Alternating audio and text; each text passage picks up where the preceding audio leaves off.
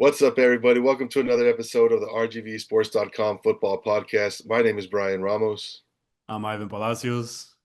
And I'm Edward. and here we are, fellas, the final episode of the RGVSports.com football podcast of the 2025 Texas high school football season as the Rio Grande Valley football comes to an end here in the area round for the second straight season. We had 12 teams advance to the area round. 12 teams fall in the area round, fellas. Just your thoughts before we dive into the games and kind of give a recap of some of the big games that stood out to us and some of the closer matchups. Ivan, just your thoughts on um, the Rio Grande Valley High School football coming to an end in the area round for the second straight year. Yeah, I mean, just a rough way to go out. I mean, that's 2 years in a row now that we've seen all our teams fall in the second round, and not without a fight too. I mean, we saw a couple teams put up big fights there, and just a rough outing. I mean, and it happens, man. Sometimes the cards roll your way, sometimes the calls don't go your way, and some questionable calls all throughout the weekend. But hey, it's football, man. Nothing's ever going to be perfect. So, just proud of these guys and proud of another football season in the books, and just start. Hey, new chapter, time to start gearing up for the next one, man. Yeah, and Edward, man, just your thoughts. Is it as simple as, hey, this is just the way like the realignment worked out and the playoff brackets worked out, or do you think that we had some tough teams that it kind of just didn't break their way? Just what your thoughts on kind of the whole playoffs as a whole that we've seen these last 2 years that have been under that latest realignment and how it kind of affected the postseason play these past couple years. Yeah, well, it's a culmination of that, right? Of a bunch of different stuff, I think, Never like a single, reason, right? But yeah, I mean the realignment like we talked about, throughout the year, I mean plays a big part of it and like 5AD1 um when like I said when Brownsville Vets made their run. And just in those years, even the year prior, like I mean when Mackay beat a South San Antonio school, like playing a South San Antonio school in like the third round. A second round is a lot better than playing, a North San Antonio school or like some of these Austin area schools or some of these like really good corporate schools. So I think the realignment had something to do with it, and I just don't think, I don't know. It's just they weren't as close as maybe we hoped to. Some of those teams. 5AD2 is what I cover specifically, and I was a little more hopeful in the beginning of the season. Maybe one of them can. But ultimately I was wrong, and wrong pretty pretty well. They got beat pretty bad, and a lot of tough losses. But we had like our two best teams that we've argued about being the best two in the valley. Really put on like one heck of an effort, and probably should have won their games. Yeah, and that's one thing I know that they don't make excuses. From Mm-hmm. talking to Coach Kaufman, who's PSG North Raiders lost this past round. He's like, yeah, we're good, but we're not good enough. We need to be better, and so they're not making any excuses, and they know what it takes to win in the playoffs. We've seen several teams go on put together deep playoff runs in recent years, and man, just unfortunately this year and last year didn't break their way, man. Football it's an odd shaped ball. Sometimes it bounces your way, sometimes it doesn't, man. So yeah, we'll dive into the area round and recap a bunch of the games, and I guess we'll start off in chronological order, fellas. We had two games take place Thursday, both at the Class 5A D2 level, and we had Bernie pick up a 42-17 win over Sherryland Pioneer, and Alamo Heights picked up a 63-21 win over Mercedes. And man, Mercedes, they're one of the teams that was 11-0 this season, and go up. I mean, that just shows how good Alamo Heights is. I mean, Mercedes is one of the best teams in South Texas all season, and Alamo Heights kind of puts it on them, man. They're in a big way. And then to keep things rolling, man, we had a stacked Friday night and then a couple games Saturday. But I think, I mean, the game to start off with is one of the closest ones, and that made a few headlines just across I guess, the national sports landscape when you look at what happened and how it went down. Definitely some controversial calls that happened in between PSG North and Bernie Champion. their 5A D1 area round playoff matchup that was at 7 p.m. Friday in Laredo at the SAC. And man, it was a good game, man. PSG North was in control, and they had their chances late. But I mean, it was some controversial calls that kind of ended up stealing all the headlines in this one. But to run through it chronologically, in this is the first play of the game, man. I mean, first play of the game, Bernie Champion receives the opening kickoff. They drop back to pass. Quarterback throws about a 25, 30-yard pass over the top of the PSG North defense. The Bernie Champion receiver gets his hands on it, as does PSG North defensive back Brian Guerrero. It seems almost instantaneous that the ball touches the receiver's hands, and the defensive back Brian Guerrero gets his hand in there as well. He seems to forces an incompletion as the ball falls to the turf. It bounces. The receiver picks it up off the turf and runs it in for a touchdown. PSG North defensive backs are celebrating an incompletion. Bernie Champion is celebrating the touchdown, and the refs rule it a catch, a fumble, and a touchdown. 75-yard score on the first play of the game for Bernie Champion, and there's a bunch of different angles from it, man. And I mean, this to me, what was an incomplete call, but I'm just a spectator. You know what I mean? I'm just there watching like everybody else, man. And even after that play that put Bernie Champion up 7-0 after the first play of the game, PSG North had their chances, man. They came back to take a 14-10 lead at the half, and then they scored. Took a 21-10 lead into the late into the third quarter before Bernie Champion makes it a 21-17 game with a late touchdown in the third quarter, and then in the fourth. PSG North up 21-17 with the ball, 3 minutes left at the Bernie Champion 15-yard line. They're facing a 4th and 1 instead of sending the field goal unit out there to attempt a 32-yard field goal. They go for it on 4th and 1, keep the ball on the ground, and they're stopped for no gain. Turn the ball over on downs, and Bernie Champion proceeds to score with on another big play. It was Coach Kaufman called it a blown coverage that so Bernie Champion goes up 24-21 with about 2 minutes left, and then PSG North's offense turns the ball over on downs once again. They're backed up on the ensuing possession to secure the Bernie Champion win, man. But yeah, there were questionable calls all night on both sides. The refereeing was some of the worst I've seen. And I'm not just saying this on the PSG North side, Bernie. There were questionable calls all night, and yeah, so some missed catches in the end zone where players may have had their foot down for catches and stuff, and there's just all sorts of stuff coming out after the fact of just how bad the refereeing was on both sides of the ball. But in the end, man, I mean, PSG North had their chances to win it. They were up 21-10 with 13 minutes to play. They were up 21-17 with the ball at the 15-yard line with the 4th and 1 and a chance to get a first down and grind out the clock or potentially score to make it a two-score game. And they were unable to do that, man. So yeah, the referees had some hand in it, but I mean, PSG North had their chances late.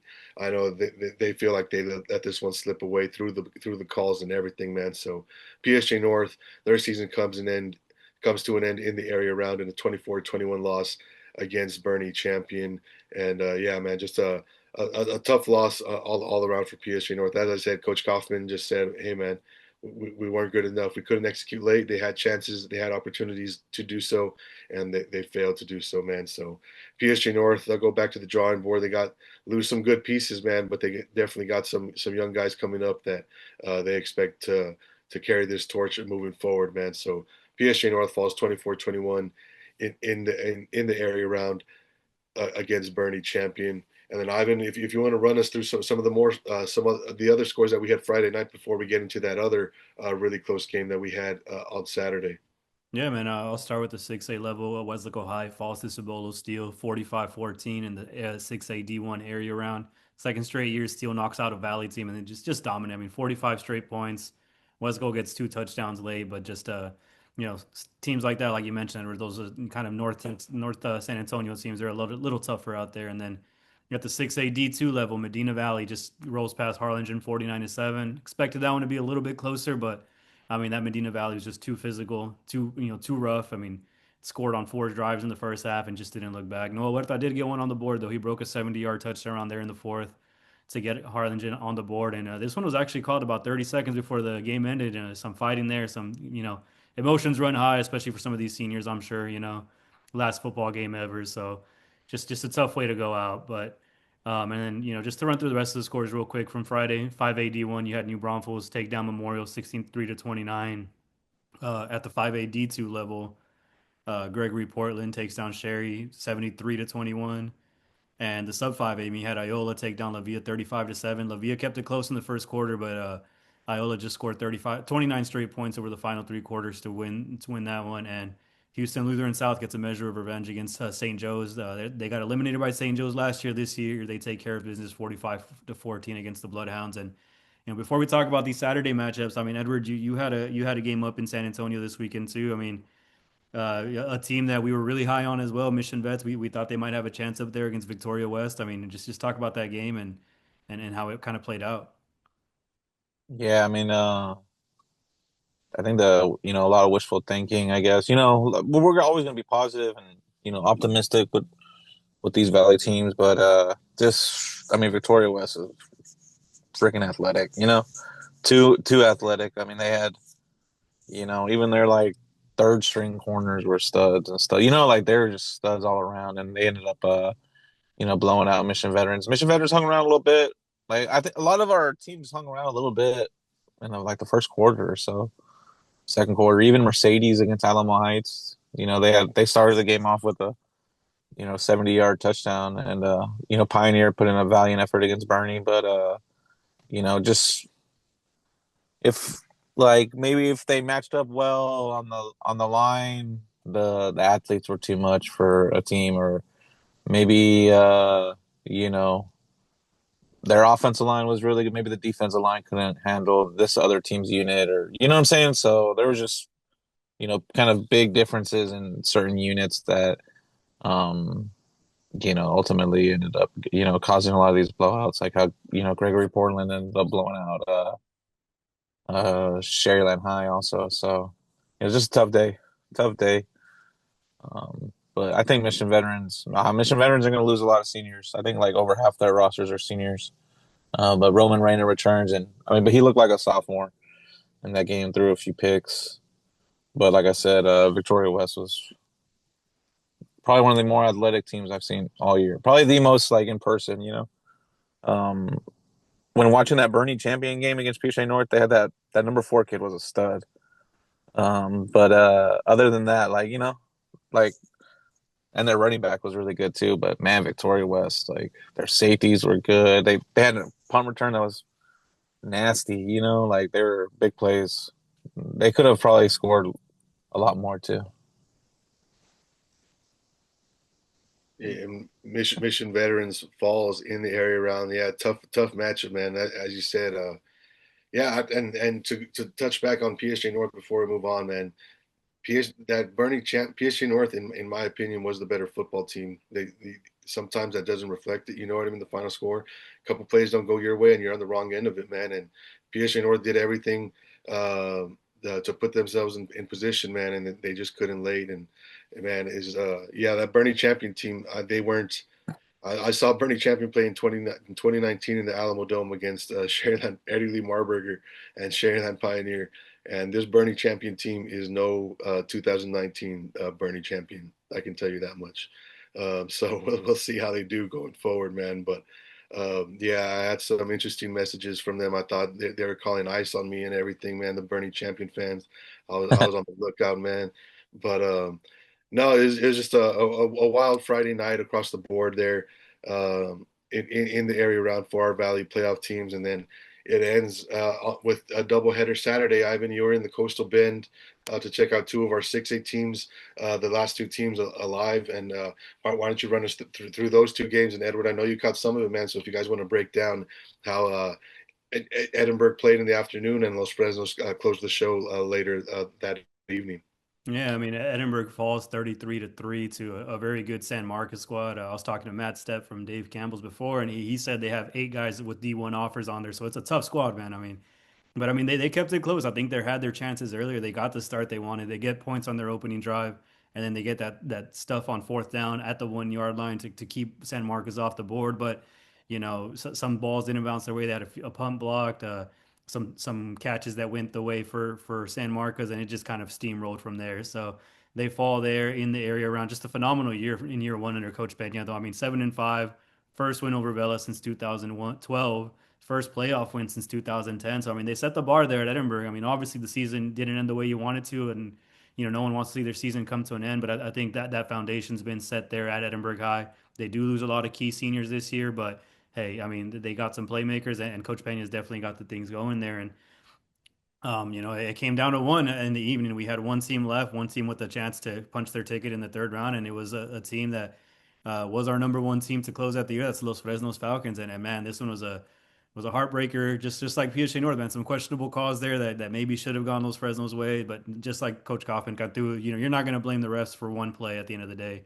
You had your chances to win, and things didn't go your way, and this one is 7 lead changes in this one, man. I mean, Laredo United strikes first on a touchdown run by Juan Lopez, and Los Fresnos comes right back and takes a 7-6 lead after the missed extra point by Laredo United on a 19-yard touchdown pass from Pineda to Statuick. And they were just trading leads all day. I mean, 28-yard touchdown pass from George Luna to Colt Lozano, who leads the state in receiving yards, and puts them up 13-7. And it looks like Los Fresnos is about to take a 14-7 lead into the half, or 14-13 lead into the half. Ryan Preppishaw with a pick six on the final play of regulation, but it gets called back for a questionable block in the back. I mean, to me, it could have gone either way. It didn't look that like it needed to be called, but hey, it erased the score, so they go into the break trailing 13-7, and second half picks up right where it left off. These two teams straight leads again.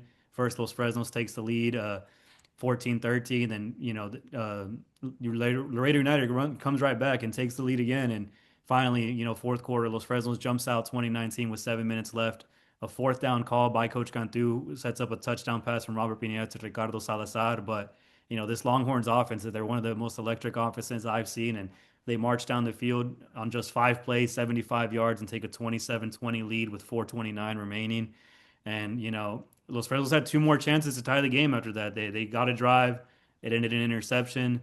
Their defense forces a turnover or a punt, and the next drive ends in a turnover on downs there inside enemy territory. And that secures the win for Laredo United. Just a tough way to go down. Like I mentioned, some questionable calls there as well, but the end of the day, I mean, there's not you control what you can control, and that's been Coach Cantu's message to this team all season long.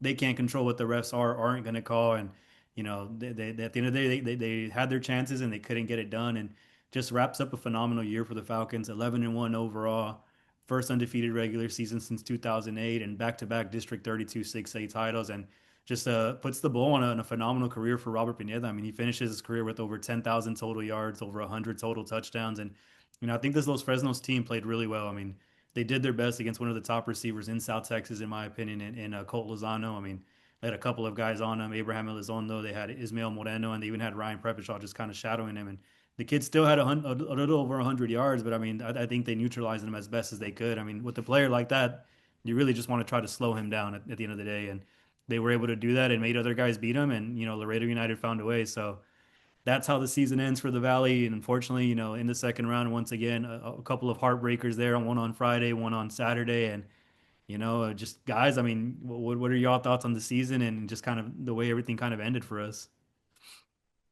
Yeah, I mean it's tough, but I mean our teams had chances, man. We had some good football being played here in South Texas all season long. It's unfortunate that things didn't go their way in the playoffs, man. But like you said, I mean, we thought PSG North and Los Fresnos. I mean, they were the number one and number two ranked teams all season long. And I mean, we thought they gave us the best chance to win here in the postseason. Those two teams did give us those closest games and had those close opportunities. They just come up a bit short, but that's football, man. Sometimes you win, sometimes you lose, man. And you know what I mean. You tip your cap. At the end of the day, there's only one team that's happy at the end of it when it's all said and done, and that's a state champion, man. Is everybody's going to get their heart broken at some point in the playoffs? That's the name of the game. That's Texas high school football, man. So yeah, congratulations to all these teams, man, on successful seasons. Like we said, I mean, PSG North, um, Los Fresnos, Mercedes all go undefeated in the regular season, as do the Raymondville Bearcats. You know what I mean? Who lost in the by district round. So a lot to be proud of, man. And now they know, you know what it's going to take to break that door down and move past the area around going forward. So yeah, strong season overall. Could come up a bit short in the playoffs, but yeah, best of luck to all these guys moving forward as they now start building towards that 2026 season. Edward, any final thoughts from you on this season and I guess the Los Fresnos and PSG North game, man? I mean, just any final thoughts? The the rest for the PSG North game sucked. That's all I gotta say about that, man. Those guys sucked, dude. They're horrible. There's just so many bad spots like the whole game. That fumble in the fourth quarter, that was a fumble. That guy, the ref was right there in his face too. The guy was trying to, the quarterback for what Bernie Champion was trying to lean while getting hit by three dudes, and the ball's coming out, like trying to go for the first down. Like that was, I think, I don't know. But like you said, PSG North, they had their chances. The 4th and 2. I don't know. They probably shouldn't have ran that play, a long developing run, a slow developing run where you need to have, those two linemen, pull. I think on those situations you need to go big on big, probably, right? Power forward, but it is what it is. Yeah, Um, the refs are I from don't. Midland, man. Yeah, I don't know, man. I've seen so many like trash refereeing. Hey, You know we what I'm do saying? have, Just you in know my what? To whole be life. fair, we do I'm a have a Raiders. I'm shortage. I'm a Raiders fan. The Las Vegas Raiders, and Oh, I thought you I were still PSG I still North, get bro. mad. I still get mad at the tuck rule. I wake up in sweats thinking about the tuck rule. No, Yeah, I've seen so many. I've seen games where I've watched games where they ended up where the refs were fixing the game. They ended up getting punished later. Like not just like football, but in like basketball, like soccer. I've watched matches that ended up being fixed. So I don't know. yeah, Like I'm not saying that these guys were. I'm not gonna say that these guys took $3,000 to fix a high school football game. That's not what I'm saying or something. But hey, you never, dude. I don't know. People kill somebody for $5,000. You know, these. I'm not like. I'm not super into conspiracies like that. But things happen. But at the end of the day, they were like at the end of the day, like if you don't be like match fixing or stuff like that, at the end of the day, they sucked. And I don't mind saying it. And I don't mind saying it to their faces either. They took that away from our boys. They took that game. yeah. Tough, tough ending, man. That's what happens when the refs are from Midland, man. That's why Yeah. I mean, that's what happens, man. What? Yeah, and then those Fresno's call. That was. I think they called block in the back. People were, complaining about it maybe being a crackback or something too, but it looked like it looked clean to me. It looked like he hit him from the side. Even in like fast, even in like not just like slow motion replays, but even in real time, it looked like a fine block to me. And you go up 14-13, you get momentum and stuff with a pick six, like into the locker room. I think that's important, right? And then like especially when the game is decided how it is, and maybe Los Fresnos is driving for a field goal and they have a really good field goal kicker. Those are just tough situations. But they had chances too. Like they had that they were driving to be able to tie it, right? Yeah. 27-20, but you know is what it is. I think I probably would have went for two also. If you would have got that touchdown, try and walk it off, but is what it is. Um, there's even there's there's been weird calls down here even in the valley against valley on valley teams. So I don't think those referees are perfect. There's some pretty good units though. I've been to some games that are really good called, really well called, and then there's a lot. I think there's a decent amount of really good basketball refs. I think down here in the valley. So I don't know. It is what it is. Tough situation, man.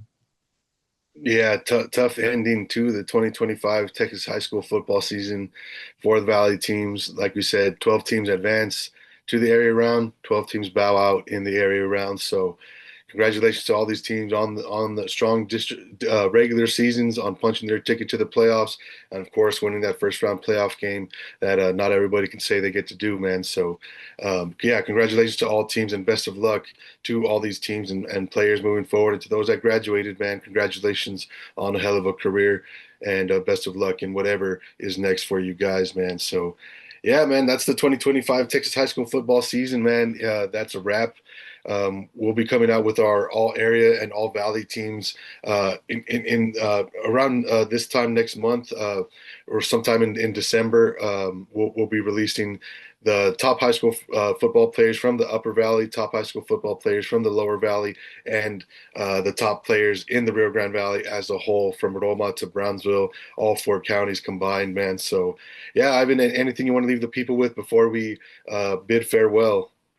Yeah, man. I mean, it's been a heck of a ride again. This is, I think, year five for me doing this, and it's just as fun as always, man. And have a good team here. We've been killing it, I think, in my opinion. Some people be saying we fell off, but I mean, we're here. We're putting up stats and everything just as good as always, and we're only trying to get better every year for you guys, man. I mean, we took it to social media this year, and we're hoping to continue that in all sports. And hey, man, we're like I said, I have no problem saying I think we're the best at what we do down here in South Texas, and really, I mean, I think we provide some of the best coverage of high school sports and college sports, everything down here. So, we're excited to keep things rolling. Unfortunately, the football season's in the books, but hey, we're back on that grindstone, and it's time for basketball season now.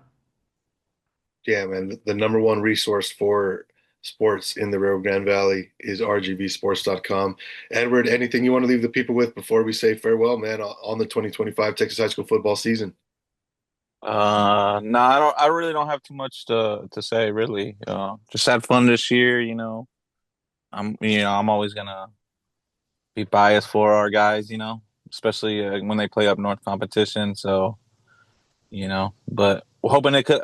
We could have at least had one team get to the third round, but hopefully next year. Hopefully the realignment's good. Yeah, realignment coming in February, and that's it, man. Who's got next, man? Who's going to be that team to break it down, man, and have the whole support of the entire Rio Grande Valley riding behind you? And yeah, so man, congratulations once again to all the teams on good seasons, and best of luck building those teams and programs moving forward, man. So, with that said, this has been the final episode of the RGVSports.com football podcast for the 2025 Texas high school football season. We'll catch you next year.